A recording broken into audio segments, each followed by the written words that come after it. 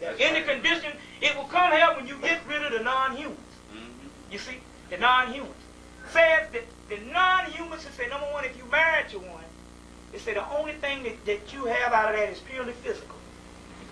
And because our marriage, the way we view marriage now, is the concept, Western concept is wrong anyway. You fit right into it.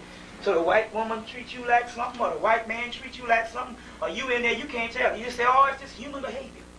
But the marriage, they say the first thing you should do to prevent this is to get rid of or divorce the non-human. What she's saying in here, if you are human. Because you can't rise to another higher element as long as you're sleeping with a non-human. Right. Okay?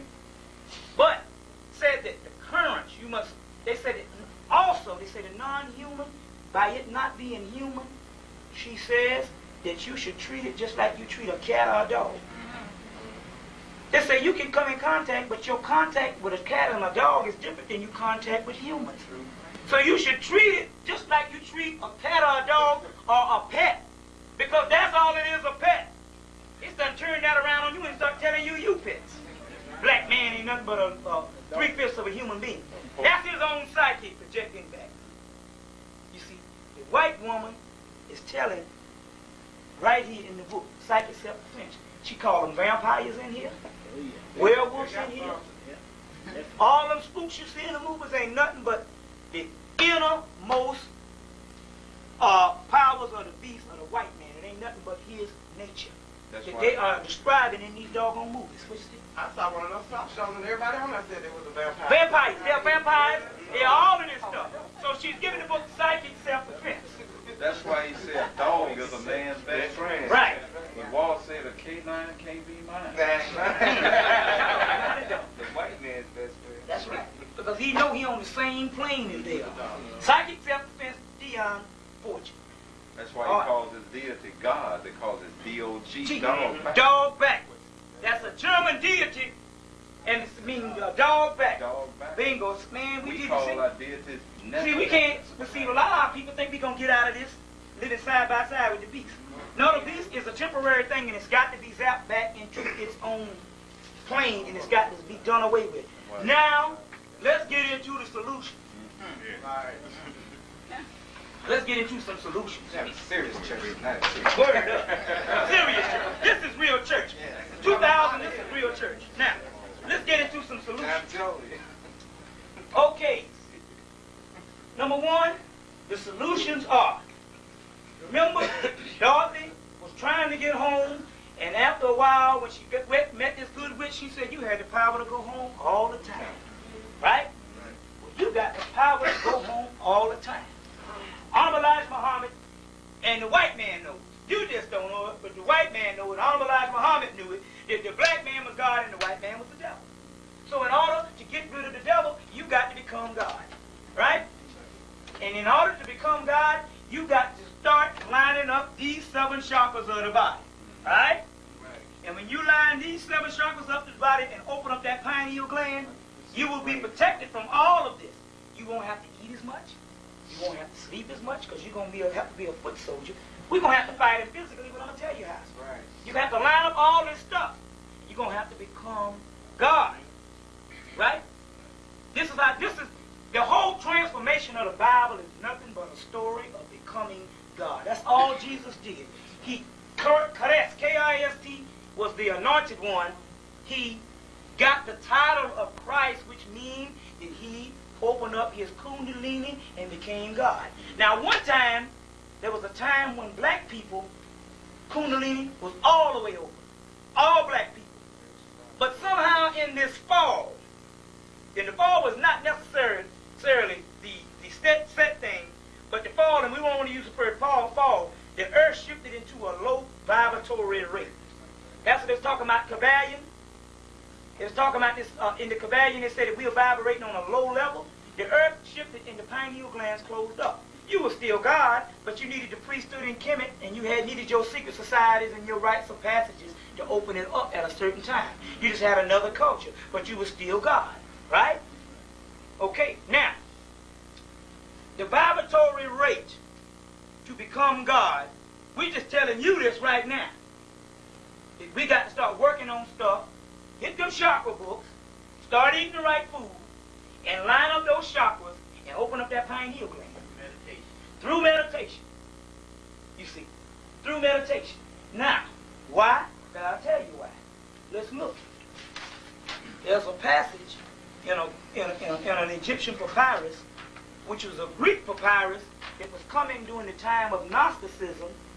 And in this time of Gnosticism, we understand that Jesus traveled to Hemmitt and was initiated into a Gnostic cult. Now, Gnosticism is nothing but the later day form of the ancient Egyptian religion culminated into what you would call the origins of what we would have Christianity called Christendom.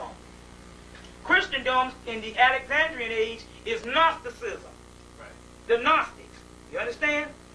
Jesus, coming from Palestine or wherever, or Ethiopia, which story you want to believe, came and studied in the mystery schools of Kemet. But at this time, it wasn't the same as the schools of Amun-Ra.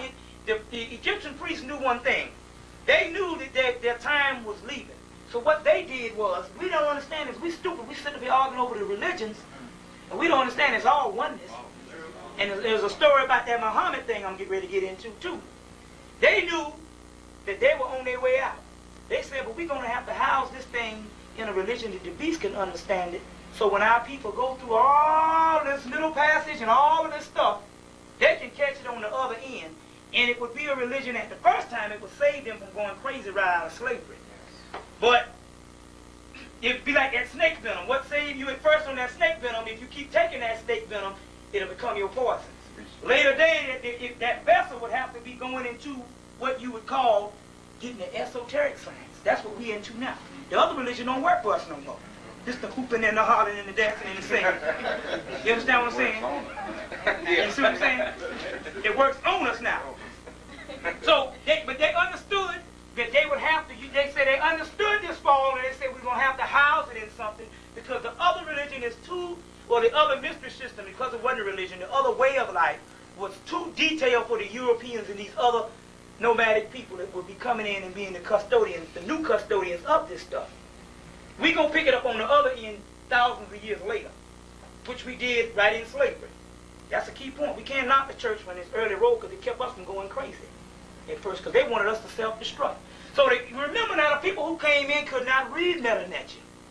So that means whatever was given to them, it had to have been given to them by the Egyptian priests. You ever thought about that?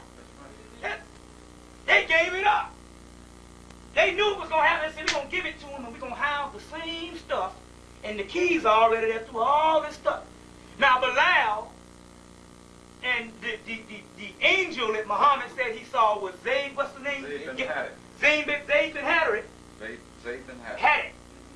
Gave him an Ethiopian original religion. That's right. So yes, when Honorable Elijah Muhammad said it's a religion of the original man, yeah. You understand? And we understand that the Arabic language is not, remember they couldn't talk at first. It didn't come from the Aryan. It didn't come from the Aryan. It came from, it's a derivative of ancient Kemet. You understand? They couldn't talk, so it's still a religious religion. So we argued over nothing. You see, if we understand this stuff is universal. The Muslims right, the Christians right. You understand? Well, let's put it this way. The Muslims under the teachings of Honorable Elijah Muhammad is mystery system. The Muslims that you say some of the Orthodox is just as bad as the doggone Baptist church. You see what I'm saying? So they understood this. Now, in the Gnostic cult, Jesus comes in, and when he becomes the Christ, which means an anointed one, and he gets his little bit of followers, there's a papyrus coming out of the Gnostic cult. And I want you to hear this. Look, the Gnostics, as well in the formulas of the written magic papyrus, Greek and Coptic, under the impact of these heaven worlds are suddenly open. The pineal gland, the 7 chakras, is open. When it becomes open, and the crown chakra and the pineal gland is open, you are into the heavenly realms. You understand? You get it? That's why it's called the kingdom. The kingdom. Heaven owners. As it is owners. white boy can't go there. He can't go there because it's a higher plane.